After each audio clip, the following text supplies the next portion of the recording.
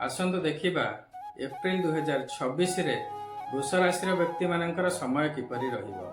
द्वितीय बृहस्पति अत्यंत शुभ फल प्रदान करती। धन प्राप्ति दृष्टि बहुत शुभ समय अच्छी। वाणिज्य व्यवसाय रे आय बढ़िबो, लाभ मध्य बढ़िबो। कर्म क्षेत्र रे उन्नति हेबो। गृह मध्य शुभ कार्य संपादन हेबो। परिवार रे सुख शांति रहिबो। आपण सुस्वादु खाद्य खाइबे। वाणी रे मध्य आपणकर मधुरता रहिबो। आपणकर राशि रो अधिपति शुक्र द्वादश स्थान रे अवस्थान करछंती। द्वादश स्थान व्ययर स्थान, तेणु बर्तमान आपणकर व्यय बढ़ी पारे। हेल्थ रिलेटेड खर्च मध्य होई पारे। टिके स्वास्थ्य प्रति ध्यान देबे। आपणकर दशम स्थान रे राहु अवस्थान करछंती।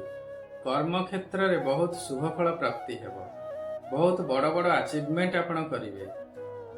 जदि आईटी सेक्टर रे शेयर मार्केट बा कमिशन एजेंट हिसाब रे आपण कार्य करुथिबे बा एस्ट्रोलॉजी बा एस्ट्रो साइंस इत्यादि लाइन रे आपण थिबे, तेबे आपण बहुत उन्नति करिवे। एकादश स्थान रे आपणकर शनि, रवि एवं मंगल अवस्थान करछंती।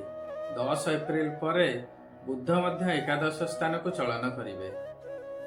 एकादश शनि मध्य अत्यंत शुभ फल प्रदान करती। धर्म कर्म एवं अर्थ वृद्धि हेबो। शुभ कार्य संपादन हेबो। आपणकर नाम, ख्याति, यश, कीर्ति वृद्धि हेबो। भोग विलास रे समय अतिबाहित हेबो। धनाधिपति बुध एकादश स्थान रे थिबारु धन प्राप्ति योग रहिबो।